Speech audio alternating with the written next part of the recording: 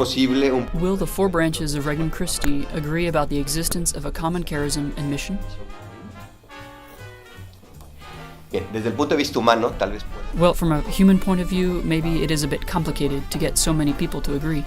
And not only those of us who are here in the assembly, but so many people all around the world. Seen from a purely human point of view, it's simply impossible. But here we are counting on the grace of the Holy Spirit. Gracia del Espíritu Santo. Es posible. Will the four branches of Regnum Christi agree about a federation that coordinates and directs as the most adequate juridical canonical configuration at the present time?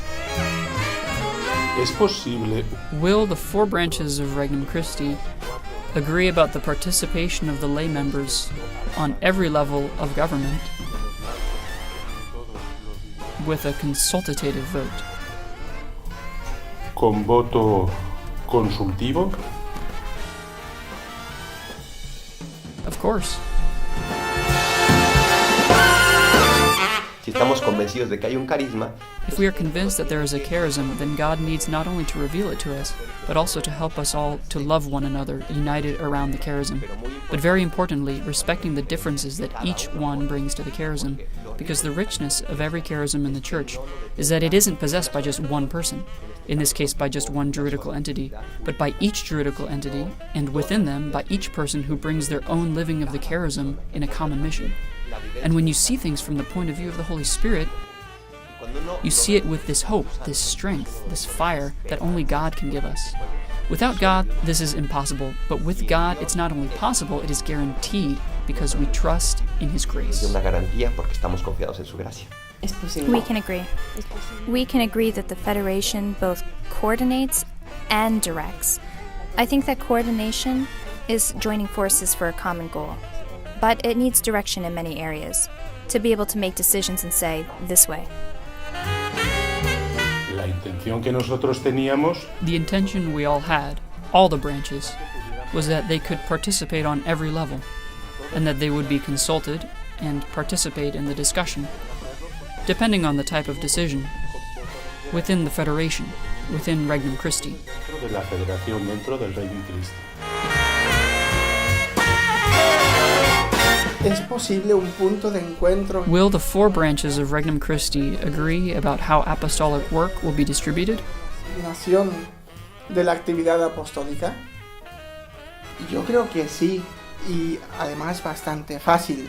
I think so, and even fairly easily. We all agree that the apostolic work should be directed by those who are going to fulfill the mission the best, because we are all at the service of the mission. The branches, the sections, the federation. So I think we agree on this, that we need to think, what is going to make this mission most effective and lasting, according to God's plan? Más eficaz y duradera conforme al plan de Dios. There are two questions here. The first one is, will we agree in regard to the lay identity, and will we agree about the lay participation in the Federation? And I think the answers are yes, but with an imperfect reality. So what I see here, and because we haven't voted on it, I can't say 100%, but I would say I haven't met anyone here at the Assembly who does not agree that the lay members have a complete participation in Regnum Christi, that they are fully members who receive this charism and this mission from God the same way any legionary or consecrated does. However, there are limitations to how that's exercised in regard to canon law. So we just had a great discussion with Father Ghirlanda, our pontifical assistant, who explained it in a way that was really clear for me. He said that the Church sees that there is an actual, in fact, reality of the Regnum Christi movement that involves these four ways of living one charism completely. A total self-giving in the charism that's simply defined by state of life, but with a complete giving of all, so an equality of all in that sense. So he called that de hecho, or a factual reality. But then he explained that there is not a juridical reality or a juridical structure that can express that completely. It doesn't exist at this point in the Church. So it's not that there's a different Regnum Christi between the Federation and the Regnum Christi that we all know and love, but there's a limitation in canon law that will only allow members of the consecrated branches to have a full legal participation in the canonical structures of the Regnum Christi Federation. While we have this beautiful reality that the Church sees, loves, encourages in one way, all the branches see, love, and encouraging together, we can't all participate juridically the same way. So we agree that the lay members exist, and we agree that the Federation is actually a really good thing. Creo que sí es posible un punto de encuentro entre las cuatro ramas.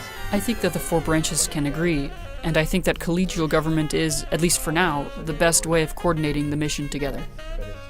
It's something we didn't have before. Before, everyone was more on their own, and now the government will be collegial. There will be difficulties and things to improve or watch out for, but it's also a big step that the lay members of Regnum Christi will be consulted within the collegial government.